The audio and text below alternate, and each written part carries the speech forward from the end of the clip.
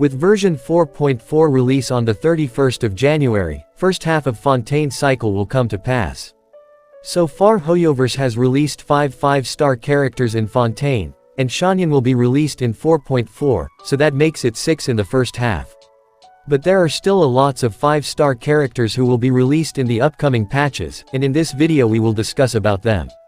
All of the informations are still early, and are subject to change, so take everything with a grain of salt.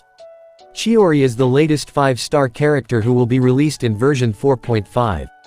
You can expect the drip marketing for version 4.5 characters on January 30th. Other than Chiori, one more 4-star character is expected to be released, and his name is Dahlia. Dahlia is from Mondstadt, and he is a deacon from the Church of Favonius. Barbara mentions Dahlia during Rosaria's official introduction as the person who asked for her help to find Rosaria. Similarly, Dahlia is again mentioned in Rosaria's alternate character outfit to the Church's free spirit, attributed as the writer of a birthday letter given to Rosaria alongside the outfit. The news from reliable sources has hinted that there will be a festival in Mondstadt in version 4.5, known as Windbloom Festival. So this might be a good time for Dahlia's release.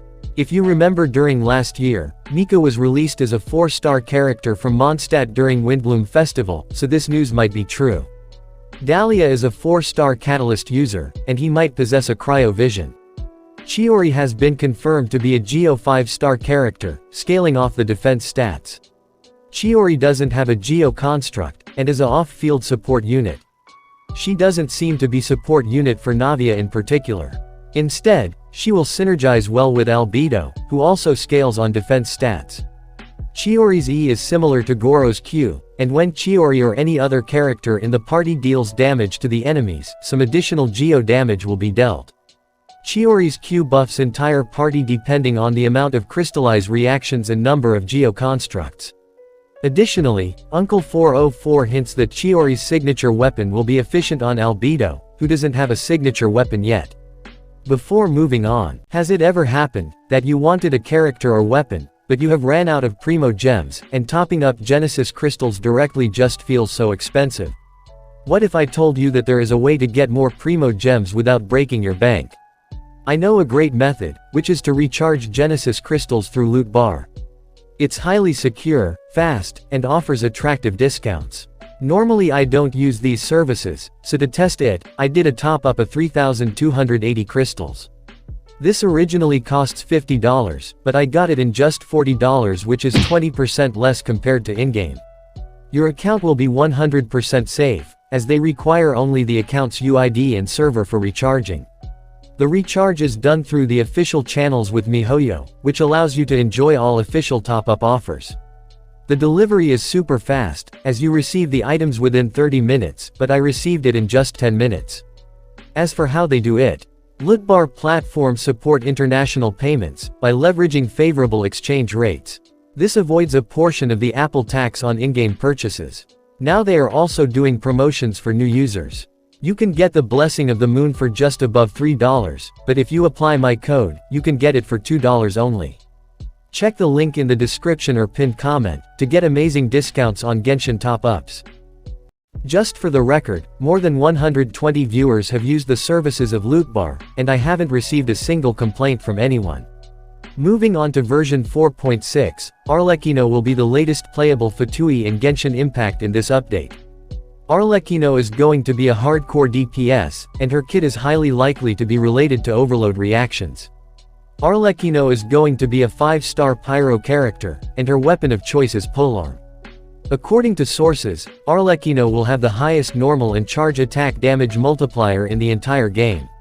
She has a dual infusion mechanism, meaning that both her E and Q can give her pyro infusion. Next up we have some new information about version 4.7. Clorinde and Sigewinne will be released in version 4.7. Both of these characters seem to be a 5-star rarity at the moment, and it's unlikely that it would change in the future. The long-mentioned mummy girl from Sumeru is also expected to be released in version 4.7 as a 4-star Geo character. According to sources, Clorinde works well with Arlecchino and Sigewinne. And under certain conditions, she can provide energy recharge to the whole party. She can cause electrocharge and overload reactions, though it's still unclear if she's better suited for on-field DPS or support. As for Sigewinne, she is a character who specializes in electro reactions, mainly serving as a off-field support or a sub-DPS unit. So Sigewinne at the moment is a 5-star Hydro character, and her weapon of choice is bow. And Clorinde is confirmed to be a 5-star Electro character, and she uses a sword. Also, Arlecchino is going to scale on attack percent and crit rate or crit damage. There were some info about their talents as well, but they were proven to be false. And lastly, version 4.8. Emily from Fontaine is expected to be released in this update. It's still unclear whether she's a 4-star or 5-star character. Version 4.8 will hold a similar type event like Golden Apple Archipelago, but it will be based on Fontaine this time. That's all in this video. Please take everything I discussed with a grain of salt, as we are still 1 or 2 patches away from the character's release. Give this video a thumbs up if you enjoyed, hit subscribe and turn on the notifications so you never miss an update. And don't forget to try the loot bar services for exciting discounts of in-game purchases.